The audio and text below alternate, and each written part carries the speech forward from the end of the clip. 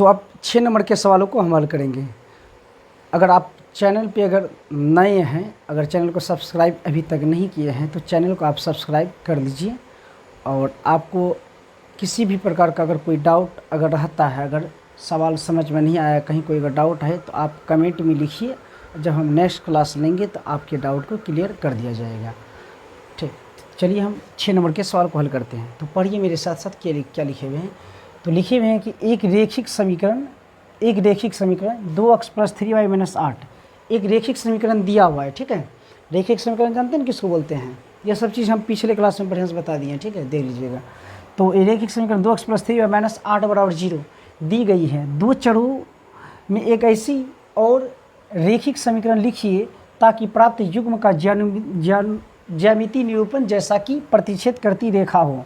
क्या बोल रहा है? मतलब एक रेखिक समीकरण दिए हुए हैं, एक रेखिक समीकरण दिए हुए हैं, तो दो चरों में एक ऐसी और रेखिक समीकरण लिखिए ताकि प्राप्त युग्म का ज्यामितीय निरूपण जैसा कि प्रतिच्छेद करती रेखा हो। मतलब एक रेखिक समीकरण दिया हुआ और दूसरा रेखिक समीकरण हमको लिखने बोलता है। तो इस प्रकार का रेखिक समीकरण लिखिए कि वो प्रतिच्छेद करती रेखा हो। ठीक है, तो देखिए कौन समीकरण दिए हुए हैं? 2x + 3y - 8 = 0 ये दिया हुआ है और एक रेखिक समीकरण हमको लिखना है। तो इस प्रकार का रेखिक समीकरण हम लिखेंगे कि वो प्रतिच्छेद करती रेखा हो। तो पिछले क्लास में आप देखे थे ना कि प्रतिच्छेद करती समांतर रेखा और संपाती रेखा कौन होता है। जैसे कि दो समीकरण दिए हुए रहते थे पीछे जो पढ़े थे, तो a1/a2 b1/b2 c1/c2 करके हम देखते थे कि कौन कैसा रेखा है, संपाती, एक समांतर, एक प्रतिच्छेद है। तो ठीक उसी प्रकार यहाँ भी हम करेंगे। तो यहाँ बोला प्रतिच्छेद करती रेखा हो, एक रेखिक समीकरण दिया हुआ, दूसरा हमको लिखने बोलता है। तो इस प्रकार का रेखिक समीकरण लिखिए कि ये प्रतिच्छेद करती रेखा हो।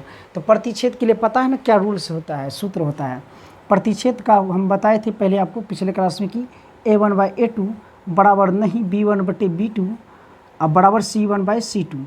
इसका मतलब समझिए आप, यानी पहले वाला दोनों बराबर नहीं होना चाहिए, उसके बाद ये दोनों बराबर हो सकता है या नहीं भी हो सकता है।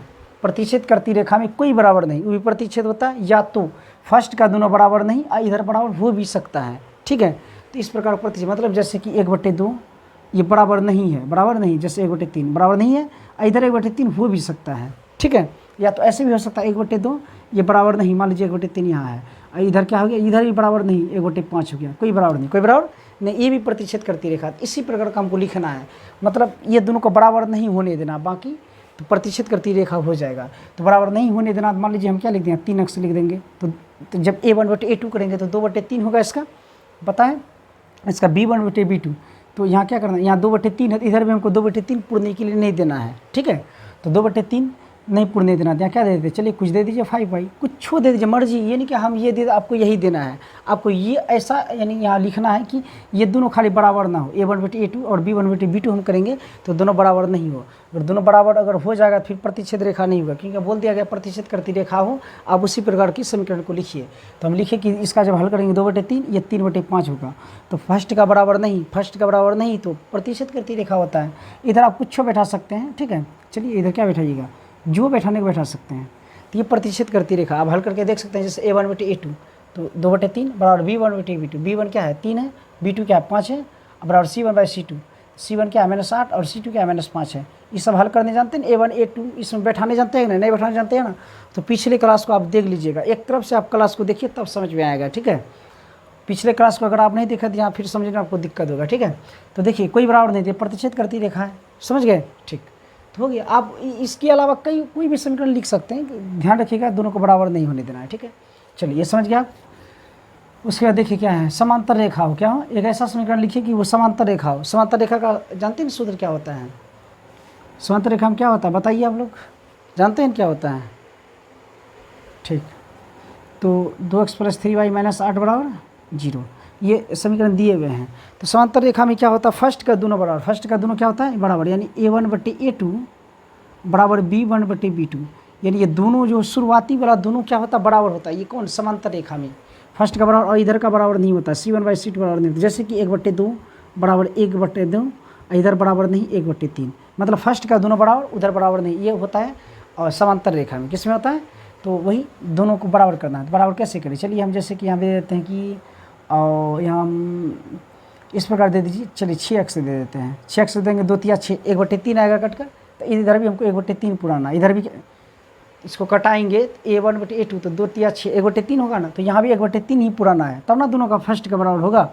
तो 1/3 ही पुराना है, तो 1/3 पूरा है, तो यहाँ कितना देना पड़ेगा, 3 तिया 9, 3 तिया 9 दे देते हैं, 9y, ठीक है। 3 तिया 9 3 बार में कट जाएगा, तो 1/3 हो जाएगा ये भी, -8। इधर जो देने इधर भी देखिए -8 अगर दे देंगे तो -8 कट जाएगा, तो तीनों बराबर हो जाएगा। तीनों बराबर होगा तो फिर समपाती रेखा हो जाएगा।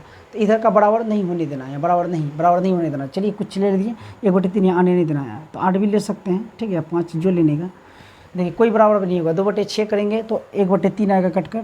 यहाँ 3/9 जब करेंगे तो 3 तिया 9, 1/3 और -8 माइनस खत्म, 8/5।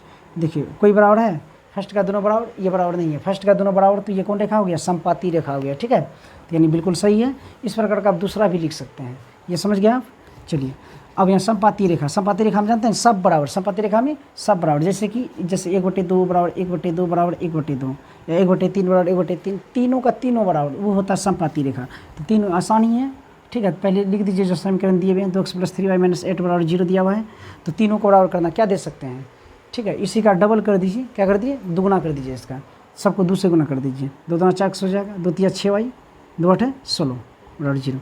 इसको जब कटाएंगे इससे, 2 दूना 4 1/2, 3 दूना 6 1/2, माइनस खत्म, 8 दूना 16 1/2, तीनों 1/2 आ रहा है, तो बस समपाती रेखा हो जाएगा। तो समझ गए होंगे आप तीनों इसके बारे में। ये अगर समझने में अगर दिक्कत है, अगर नहीं कम समझ में अगर आपको आया होगा, तो आप इसके जो पिछली क्लास हैं उनको आप देख लीजिएगा, तो उम्मीद है आप अच्छे से आप समझ जाएंगे, ठीक है।